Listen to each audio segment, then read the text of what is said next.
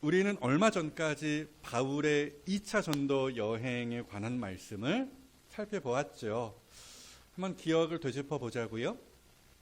바울이 바나바와 갈라선 후에 바울이 실라를 데리고 2차 전도 여행을 시작했다. 기억하시죠? 그 여정 중에 루스드라라는 곳에서 디모데가 이 전도팀에 합류를 했습니다. 그 후에 여차여차하여서 바울 일행은 유럽, 그리스 지역, 그 마게도냐 지방으로 넘어간 것이고요. 그렇게 기억하시죠? 빌립보, 마게도냐 지방의 첫 성, 가장 큰 도시인 빌립보를 지나 도착했던 곳이 바로 데살로니가였습니다. 바울이 이 데살로니가에 그렇게 오래 머무르지는 못했던 걸로 봐요. 전통 유대인들이 극구 바울을 또 혹은 바울이 전했던 그 복음을 반대해서 적어도 2달, 3달, 눈 깜짝할 새 아닙니까? 그러니까 그 짧은 기간 동안 바울이 그 데살로니가에 머무르다가 쫓기듯 도망쳐 나왔던 것이에요. 그 뒤로 바울 일행은 베레아를 거쳐서 아덴까지 이르렀는데요. 그렇게 바울은 앞으로 나아갔지만 내내 바울 마음 가운데에 좀 이렇게 걸리는, 눈에 밟힌다라는 그런 표현이 있죠. 그런 사람들이 있었으니 데살로니가 교회 사람들이었다라는 거예요. 내가 거기서 쫓기듯 나온 이후에 우리 데살로니가 교인들 잘 지내고 있을까? 건강할까? 별일은 없을까? 혹시라도 유대인들의 그 박해와 환난 가운데에서 믿음을 버리고 떠나진 않았을까? 혹시라도 교회가 그냥 산산조각나고 공중분해되지는 않았을까? 온갖 걱정에 바울이 짓눌렸던 것이죠. 이에 바울이 도저히 안 되겠다 싶어서 아덴에서 이제 베레아, 아덴까지 이제 내려온 거예요. 그 아덴에서 디모데를, 자기의 오른팔 왼팔이라고 할 수 있는 그 디모데를 데살로니가로 보냅니다. 네가 가서 몰래 들어가서 데살로니가 교회의 상황을 좀 가지고 와 다오. 그렇게 밀사를 보냈던 것이죠. 이때 실라, 또 왼팔 오른팔이었던 실라를 빌립보로 보냈던 걸로 또 보입니다. 그래서 그 사이에 바울은 홀로, 기억하십니까? 고린도의 바울이 홀로 들어가서 혈단신으로 들어갔다. 그렇게 말씀을 드렸어요. 그러니까 아덴에서 다 오른팔 왼팔 데살로니가로 빌립보로 보냈으니까 바울 홀로 남은 것이죠. 어찌되었건 그렇게 고린도에 발을 들인 것이고, 그래도 참 감사하게도 거기에서 동역자들 누구였습니까? 아굴라 부부였죠. 참 감사하게도 그렇게 만나서 바울이 계속해서 그 사역을 이어나갈 수 있게 하셨던 것이고요. 하나님께서. 그리고 그때쯤 디모데와 실라가 각각 마게도냐 지방에서, 그러니까 데살로니가와 빌립보에서 바울에게 이르렀던 것인데요. 이때 디모데가 데살로니가 교회에 대한 어떤 소식을 가지고 온 것이죠. 그 소식이 어떤 소식이었습니까? 바울 형님, 디모데가 그렇게 이야기하는 거예요. 데살로니가 교회 사람들 잘 지내고 있습니다. 걱정 많이 했지만 믿음 포기하지 않고 유대인들의 그 박해와 괴롭힘 속에서도 교회 잘 다니고 예배 잘 드리고 있습니다. 걱정하지 마십시오. 이 기쁜 소식을 디모데가 가지고 왔던 것이에요. 이 소식을 들은 바울이 기뻐하면서, 데살로니가 교회 교인들을 칭찬하며 격려하며 또 그들에게 못다한 가르침을 전하기 위하여 쓴 편지가 오늘 우리가 펼쳐든 이 데살로니가 전서다라는 것입니다. 편지라고 해서 단순히 잘 지냈습니까? 저는 잘 지냅니다. How are you? fine, thank you, and you 뭐 이런 식의 뭐 단순한 뭐 인사말 정도가 아니라 우리가 얻은 구원이 무엇인지 그리스도인의 삶이 어떠해야 하는지 등등 그 복잡 다단한 신앙에 관한 문제와 해법이 이 편지에 담겨 있는 것이다 라는 것이고요. 그래서 우리는 이 데살로니가 전서를 하나님의 말씀으로 받고 이 말씀 가운데에서 하나님의 교훈을 얻을 수 있는 것입니다. 어찌되었든 오늘 바로 이 데살로니가 전서 첫 번째 시간인데요. 우리가 읽은 이 짤막한 본문을 살피며 교회란 도대체 어떤 곳인지에 대한 그 교훈들을 우리가 얻어볼까 하는 것인데요. 첫째, 한번 따라해 보십시오. 교회는 하나님이 지키신다. 1절 보실까요? 바울과 실루아노, 또 디모데는 이따 설명드릴게요. 어찌되었건 하나님 아버지와 주 예수 그리스도 안에 있는 데살로니가인의 교회에 편지하노니 은혜와 평강이 너희에게 있을지어다. 이렇게 1절의 포문을 여는 것인데요. 일단 보시면은 역전의 용사들의 이름이 저기에 있습니다. 바울, 그렇죠? 말할 것도 없죠. 실루아노라고 되어 있는데 신라입니다. 신라의 로마식 표기입니다. 어찌되었건 신라고요. 또 반가운 이름 디모데까지 모두 다 뭡니까? 2차 전도 여행의 멤버들이죠. 즉 이 셋 다 모두 데살로니가 교인들과 안면이 있고 나름 친분이 있었던 가까운 사람들이었다라는 거예요. 그러니까 생각해 보면은 바울이 자기 이름만 써도 이제 되는 것인데 굳이 실라와 디모데 이름까지 저기에 썼어요. 왜냐? 저렇게 사람들의 이름을 언급해 준 이유가 뭘까요? 여러분들 데살로니가 교인들이요. 우리가, 그렇죠? 바울 혼자만이 아니라 우리가 여전히 여러분들을 위하여 기도하고 있고 여러분들을 응원하고 있습니다. 이 메시지를 담고자 했겠죠. 그래서 실제로 데살로니가 교인들이 이 데살로니가 전서 이 편지를 열어보았을 때 바울, 실라, 디모데의 그 이름을 보며 참 큰 힘과 위로를 얻지 않았겠습니까? 어찌되었건 중요한 건 그 다음이에요. 교회가 어떤 공동체인지를 바울이 명확하게 표시해주고 있는데요. 그 다음이죠. 하나님 아버지와 주 예수 그리스도 안에 있는 데살로니가인의 교회라고 이렇게 표현을 해주었습니다. 자, 저 한 구절 가운데에서 뭐 이것저것 뽑아낼 수 있는 교훈이 참 많아요. 그럼에도 저는 오늘 딱 한 가지만 말씀드리려고 해요. 교회는 어떤 곳인가? 하나님의 것으로서 예수 그리스도와 연합되어 있는 공동체다라는 거예요. 말이 어렵죠? 그냥 쉽게 말씀드리면은 교회는 주변의 그 어떤 상황과 사건 가운데에서도 언제나 항상 하나님과 동시에 예수님의, 잘 들으세요, 하나님과 예수님의 보호하심 안에서 안전한 공동체다라는 말씀입니다.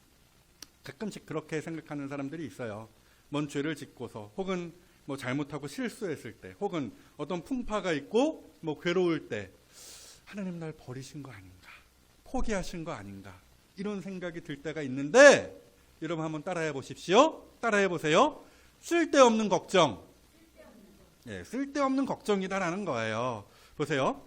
죄와 사망의 통치 안에 그 아래에 있었던 우리가 예수님을 믿는 순간 뿅 하고 하나님과, 잘 들으세요, 하나님과 예수님의 통치와 보호하심 안으로 이동하게 된다라는 거예요. 즉 우리의 구원과 우리가 얻은 그 신분은 확실하게 예수님 다시 오시는 그날까지 보장이 된다라는 말씀입니다. 그러하기에 걱정하고 불안해할 이유가 전혀 없다. 이 말씀을 먼저 드리는 거예요.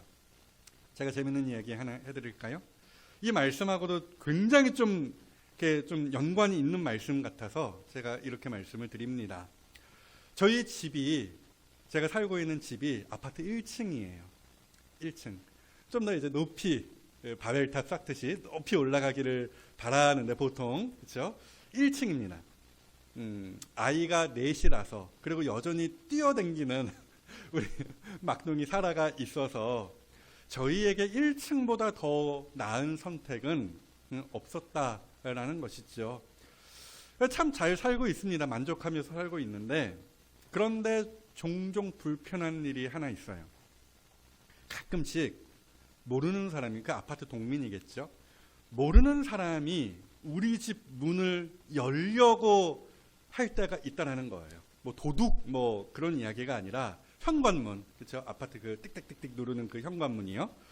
술 먹고서 자기 집으로 착각을 했든지, 엘리베이터를 잘못 1층에서 가끔 엘리베이터가 열릴 때가 있어요. 어찌되었건. 그러면 자기 집에 온 줄 알고서 지하에서 탔다가, 그렇죠? 내려서 아무 생각 없이 그 하던 대로 자기 집 번호를 우리 집에다가 누르는 것이죠. 그렇게 저희 집을 자기 집으로 착각하고서 띡띡띡띡 한밤중에 실제로 벨도 누른 적이 있습니다. 한 10시 반 뭐 이럴 때 다 자고 있는데 벨 누른 적도 있는데요. 그렇게 저희 집 문을 열려고 할 때가 그런 사람들이 있다라는 거예요. 그래서 저희가 특단의 조치를 얼마 전부터 내렸습니다. 문을 어떻게 잠그느냐? 이중으로 잠급니다. 그렇죠? 보통 잠그잖아요. 그거 하나만 보통 잠그고 자는데, 특별히 저희 잘 때, 밤에 잘 때 문을 이렇게 거는 거 있죠. 이렇게 해가지고 걸고 뭐 이렇게 내리더라고요, 요즘에는. 어쨌든 그렇게 이중으로 잠금 장치를 하는 거예요. 그럴 리는 없겠지만 혹시라도 비번을 이 사람이 뭐 해보다가 맞춰서, 저희 집 번호 1, 2, 3, 4거든요. 믿거나 말거나 하고요. 어찌되었건 이게 해가지고 맞춰버리면은 문 열리는 거 아니에요. 그럼 들어오는 거 아닙니까? 혹시라도, 가능성 없지만 혹시라도 그랬을 때 문이 안 열리게끔, 그 외부인이 못 들어오게끔 침입당하지 않도록 장치 하나를 더 걸어버리는 것이죠. 그랬더니 우리 아이들이 그 이중 잠금 장치를 했더니, 그 전에는 아이들이 막 너무 불안해하는 거예요. 막 얼마나 무섭겠어요. 사실 저희 안방이 저 안쪽이고, 이제 현관에서 아이들 방이 바로 그 현관문 옆이거든요. 그러니까 아이들에게는 공포죠. 들어올 리가 절대 없는데도 공포감이 드는 거죠. 그래서 이중으로 잠갔더니 그제서는 안심하고 자요, 아이들이. 그죠? 아빠 문 잠갔어요? 잠갔어. 아니면은 지네들이 알아서 자기 전에 지네들이 이렇게 잠그고, 이중으로 잠그고 평안히 자곤 하더라. 그런 이야기입니다. 여러분 보십시오. 참 재미있게도 오늘 본문에 이러한 이중 안전 잠금 장치에 대한 표현이 있어요. 그렇죠? 참 놀라운 대목인 것이죠. 다시 본문을 보시죠. 교회가 어떤 곳이냐? 하나님 아버지와 주 예수 그리스도 안에 있는 공동체라고 바울이 이야기했던 것인데, 이것을 조금 더 정확하게 다시 번역을 하면 이렇게 돼요. 하나님 아버지 안과, 그렇죠? 이 안이라는 말이 양쪽에 다 걸리는 말이에요. 그러니까 안과, 그렇죠? 주 예수 그리스도 안, 이렇게 되는 것이죠. 무슨 이야기냐? 그만큼 우리는, 성도는 안전하다라는 거예요. 혹시 그럴 리 없지만 뭐 이건 가능성 없는 얘기예요. 그럼에도 제가 말씀드리는 것인데요.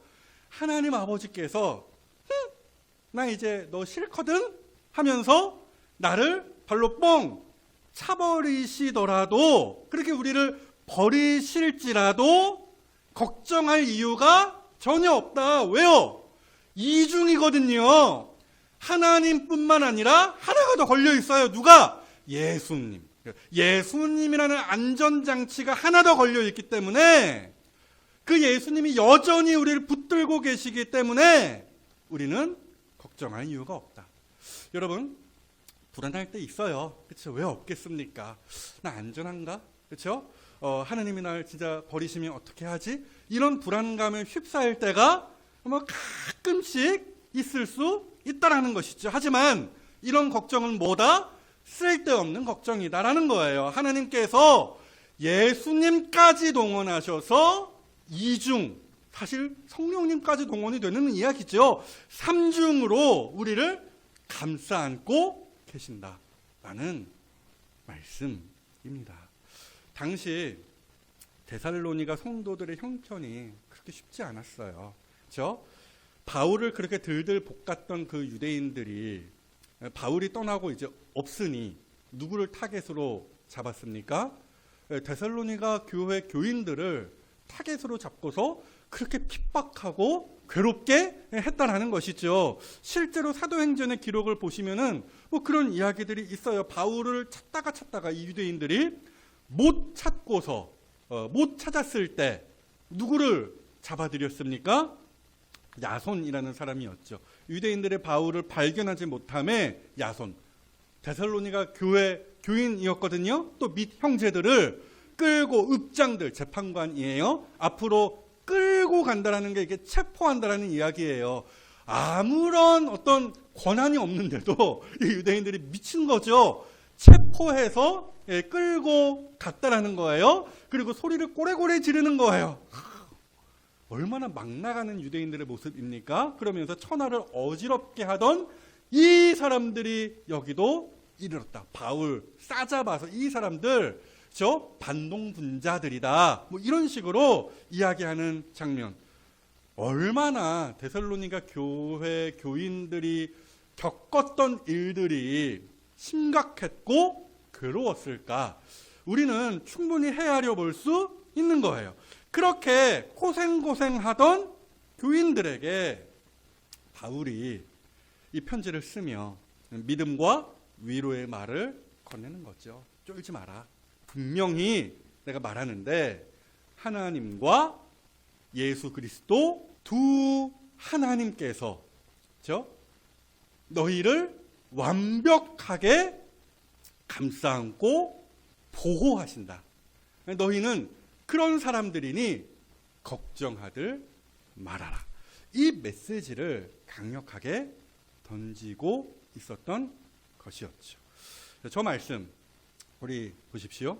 야곱아 너를 창조하신 여호와께서 지금 말씀하시느니라. 이스라엘아, 교회를 향하여 말씀하시는 거예요. 너를 지으신 이가 말씀하시느니라. 너는 두려워하지 말라. 내가 너를 구속하였고 너희는 내 거다. 내 안에 있다라고 말씀하시는 것이죠. 또 내가 너를 지명하여 불렀나니 너는 내 것이라 말씀하시며 그 다음 구절 보시면은 뭐 그런 이야기 있죠. 네가 물 가운데 지날 때에도 네가 불 가운데 있을지라도 내가 너를 보호하겠다, 지키겠다 라고 하시는 그 철두철미하게 약속하시는 그 하느님의 말씀을 오늘 우리가 마음에 새길 수 있어야 하는 것이에요. 그래서 바라기로는 이 같은 하나님의 완벽한 보호하심으로 인한 그 은혜와 평강, 그리고 조금 더 편하게 풀어서 설명드리면 소속감과 안정감을 그 어떤 환경 속에서도 믿으시고 누리실 수 있는 이 자리에 성도들이 다 되어주시기를 주님의 이름으로 축복합니다. 그리고 여기에서 한 걸음 더 나아가서 둘째, 한 번 더 따라해 보시죠. 교회는 하나님이 자라게 하신다. 예. 말씀드린 것과 같이 바울, 실라, 디모데 도망치듯 데살로니가에서 빠져나왔죠. 그때 바울의 속이 진짜 많이 상했을 것 같아요. 그만큼 바울이 데살로니가에서 열심히 복음을 전했고요. 그 사도행전 기록에 다 나와 있거든요. 그리고 그랬더니 생각보다 많은 사람들이 교회 안으로 들어오던 중이었거든요. 사도행전 17장 4절 말씀이었죠. 그 중에 어떤 사람, 곧 경건한 헬라인의 큰 무리와 적지 않은, 많다라는 이야기죠. 귀부인도 권함을 받고 바울과 실라를 따랐다. 제가 저 구절 그때 설교하면서 말씀드렸어요. 권함을 받았다라는 이야기는 데살로니가 사람들이 은혜를 받았다라는 이야기고요. 바울과 실라를 따랐다라는 이야기는 뭐 바울을 국회로 뭐 이런 게 아니라 바울과 실라와 같이 그리스도인의 삶을 살기를 시작했다더라. 그 이야기예요. 그러니까 데살로니가 교회는 이제 막 응애응애하고 태어난 젖먹이 아기와 같았다라는 것이었죠. 그런 성도들을 두고서 도망칠 수밖에 없었던 바울의 그 심정 어땠을까요? 그렇죠? 그런데 참 기쁘게도 바울이 디모데로부터 소식을 들었던 것이죠. 데살로니가 교회에 대한 소식을 듣고 보니까 이 사람들이 참 기특하게도 기대 이상의 성장을 하고 있다더라. 뭐 그런 이야기들을 다음 시간에 좀 더 구체적으로 살펴보겠지만 뭐 이런 이야기였어요. 이에 바울이 뭐라고 이야기하는 것이에요? 그치? 내 덕이지. 내가 어떻게 가르쳤는데가 아니라 감사합니다. 하느님 감사합니다. 그게 2절 말씀이죠. 우리가 너희 모두로 말미암아 항상 하나님께 감사하며 기도할 때에 너희를 기억함은이라고 되어 있어요. 번역이 저렇게 되어 있어서 잘 이렇게 티가 안 나요. 뭔 얘기에 감사한다는 거야? 기도한다는 거야? 뭐 잘 이렇게 티가 안 나요. 좀 이렇게 뒤섞여 있는 것이죠. 그럼에도 저기에서 가장 도드라지는 단어는 감사입니다. 그래서 쉬운 성경으로 다시 한 번 더 저 구절을 보시면 이렇게 돼요. 우리는 기도할 때마다 여러분을 기억하며 어디에 이게 방점이, 이게 강조점이 찍혀 있어요? 하나님께 감사드리고 있습니다라는 거예요. 무슨 얘기입니까?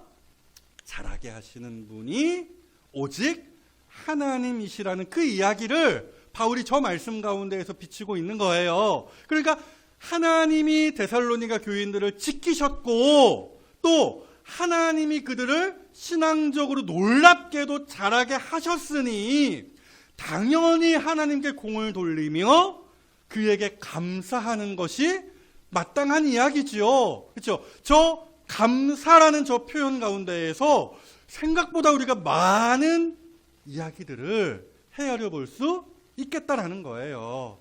여러분, 목사에게 있어서 최고의 기쁨이 무엇입니까? 성도가 성장하는 거예요. 뭐 교회 규모가 커지고 성도 숫자가 많아지고 이런 이야기가 아니라 성도의 내적 신앙과 그 삶이 점차 자라나고 변화되어져 가는 것, 눈에 보이거든요. 그런 모습들이.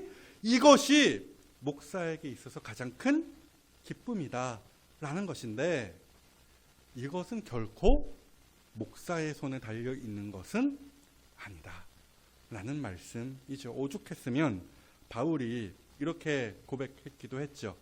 나는 심었고 아볼로는 물을 주었으되 오직 하나님께서 자라게 하셨나니. 그런즉 심는 이나 물 주는 이는 아무것도 아니로되 오직 자라게 하시는 이는 하나님 뿐이니라 라는 거예요. 사람의 어떤 노력과 수고가 아무 쓸모없다 뭐 그런 이야기를 하는 것이 아니라 신앙과 성도의 성장에 관한 부분은 오로지 하나님의 손에서 좌우되는 일이라는 말씀을 바울이 했던 것이죠. 좋은 예가 하나 있어요. 중국 선교에 대한 이야기인데요. 제가 되게 좋아하는 예화 중에 하나입니다. 이런 거예요. 1900년대 중반까지 약 5만 명의 선교사가 서방 선교사들이 중국으로 들어갔어요. 그리고서 그 결과 약 10만 명의 중국 현지 신자들이 생겨났습니다. 그런데 1953년도 한참 우리나라에서는 이제 6.25 전쟁 막바지였겠죠. 그때 무슨 일이 중국에 있었느냐? 중국이 공산화가 되었죠. 모택동이 이끄는 그 공산당이 장개석의 그 국민당을 대만으로 이제 몰아내고, 그렇죠? 이게 중국을 통일했어요. 집어삼켰어요. 그래서 말 그대로 중국은 공산 국가가 되었어요. 그게 1953년도 일이었고요. 그때 중국 내에서 활동하던 선교사들 다 추방당했습니다. 그리고서 교회 문 다 닫게 했습니다. 그러다가 1978년도 누가 혜성같이 등장했냐면 등소평, 이렇게 조그만 그분 덩샤오핑이라고도 하죠.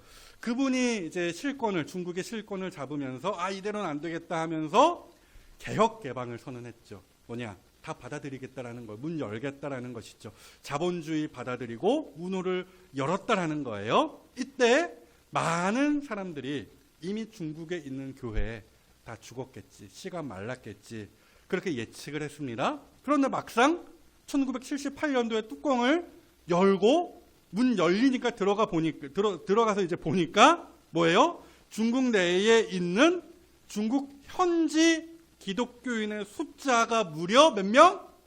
1,000만 명. 저 환난과 핍박이 있기 전보다 무려 100배, 30배, 60배, 100배. 최대치잖아요. 100배 뻥튀기가 되었다더라. 뭐 그런 이야기예요. 여러분, 이 그림이 사실 딱 데살로니가 교회와 맞아 떨어져요. 그렇죠? 사람으로서는 어떻게 그렇게 되었는지 알지 못합니다. 계산기 두들겨 봐야 답이 안 나오는 거예요.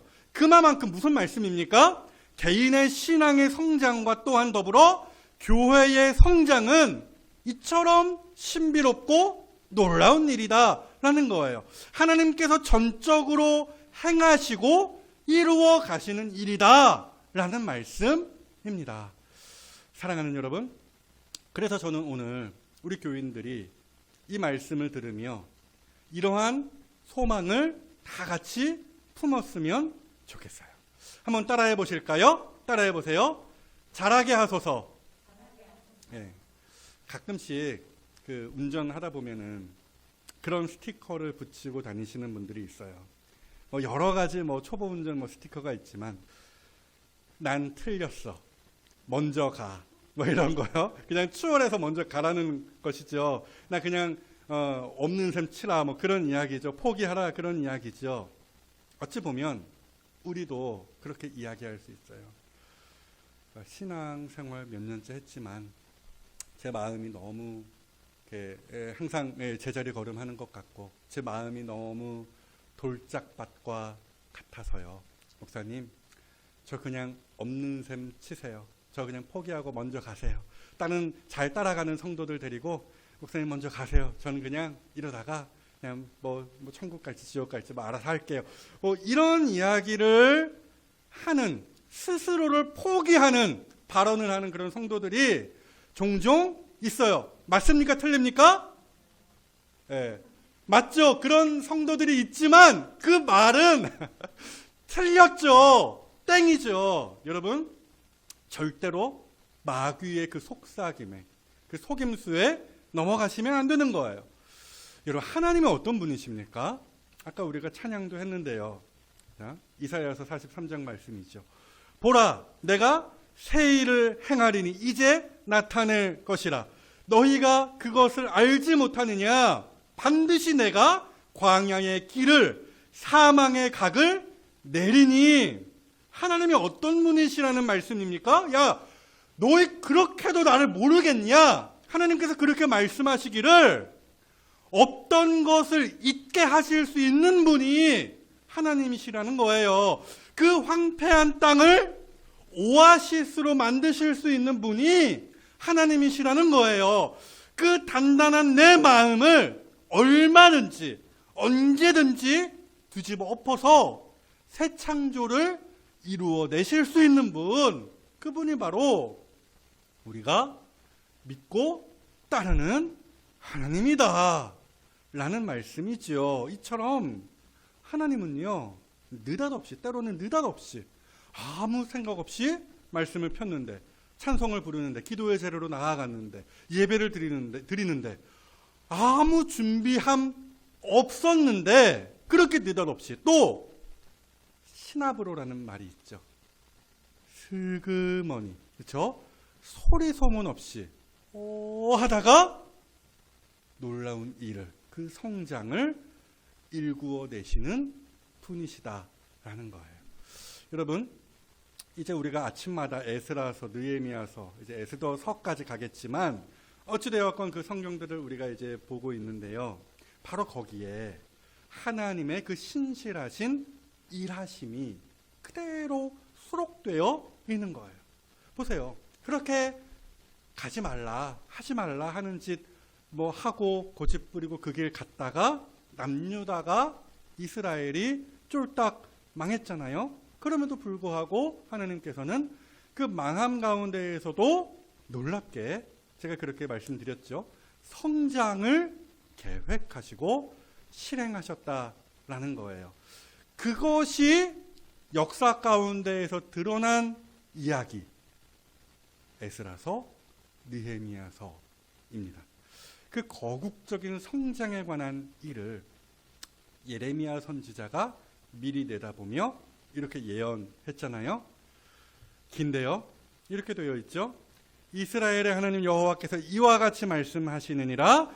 내가 이곳에서 옮겨, 이 예루살렘 땅에서 옮겨 갈대아인의 땅에 이르게 한 그 유다 포로를 이 좋은 무화과 같이 잘 돌볼 것이고, 또 내가 그들을 돌아보아 좋게 하여 다시 이 땅으로 인도하여 세우고 헐지 아니하며 심고 뽑지 아니하겠고, 내가 여호와인 줄 아는 마음을 그들에게 주어서 그들이 전심으로 내게 돌아오게 하리니 그들은 내 백성이 되겠고 나는 그들의 하나님이 되리라. 그렇죠? 그 위기의 순간을 넘어 성장의 열매가 있을 것임을 하나님께서 약속해 주시는 거예요. 사랑하는 여러분, 바로 그 은혜와 능력이 여전히 우리를 향하고 있는 것이죠. 그러하기에 포기하지 마십시오. 그죠? 제가 항상 그런 이야기 해요. 하나님이, 예수님이 이렇게 깍지에 끼시고 우리를 꽉 붙들고 계시는데 섣불리 내가 나 스스로를 포기하는 일은 매우 어리석은 일이다 하는 거예요. 그래서 바라기로는 나를 성장시키시는 그 하나님의 능력에 기대를 거시고요, 사람으로서는 할 수 없는 일을 이루시는 그 하나님께 소망을 거시는, 그렇죠? 우리 이 자리의 성도들이 다 되어 주시기를 주님의 이름으로 부탁드리겠습니다. 정리해 보겠습니다. 이처럼 나를 이중 삼중으로 지키시는 하나님을 끝까지 신뢰하십시오. 신비로운 은혜 가운데에서 나를 자라게 하실 그 하나님의 은혜에 기대를 거십시오. 그렇게 한 걸음씩 한 걸음씩 데살로니가 전서를 배워가면서 성도라는 이름에 걸맞은 성도가 되어 가실 수 있는 이 자리에 파랑교회 성도들이 다 되시기를 주님의 이름으로 축복합니다.